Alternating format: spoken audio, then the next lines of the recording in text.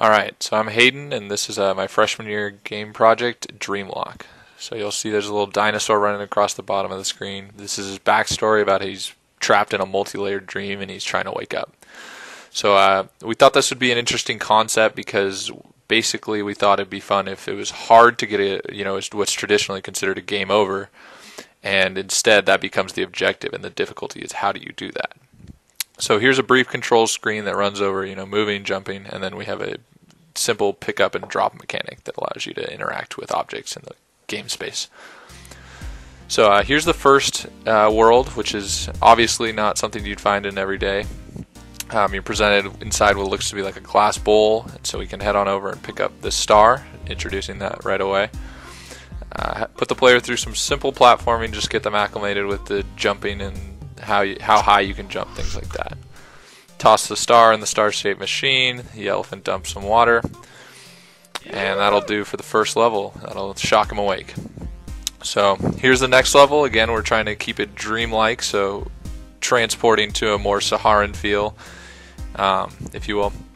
And so one thing you might notice is the bush is shaking over there, which is something we actually added in later because in playtesting we found that people weren't getting that there was something hidden in the bush and making their way to the top of the building without it. So you come on in here, platforming gets a little tighter, a little trickier, and as long as you hit that switch you can ride your way up this box. And so you might notice, the color scheme's a little different on this level. This is intentional. We wanted, gotta jump quick right here. We wanted to make sure that every level really felt unique and like a whole different dream. So here, Tiger mauls you, and you're off to the next one.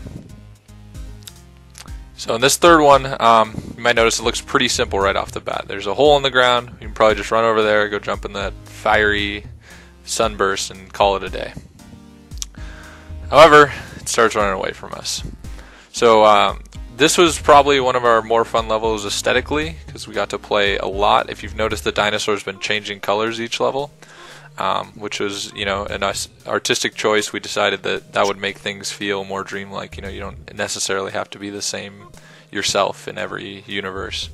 So run along the silhouette of a bigger dinosaur here, picking up a hammer, and you see that we have some more interesting, difficult platforming here. A little tribute, if you catch that, I'm sure you do. And so you make your way down, and you kind of escape this sunset environment, find your way into the hole, and that's the game.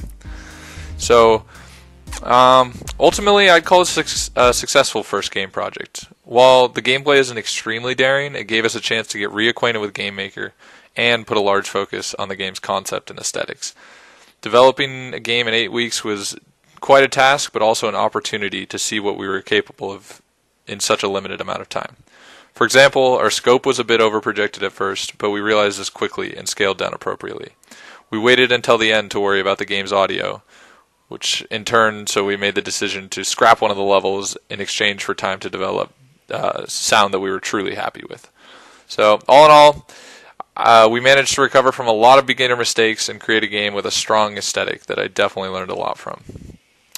If you're interested in checking out the game for yourself, there's a download link in the description, and thank you for watching.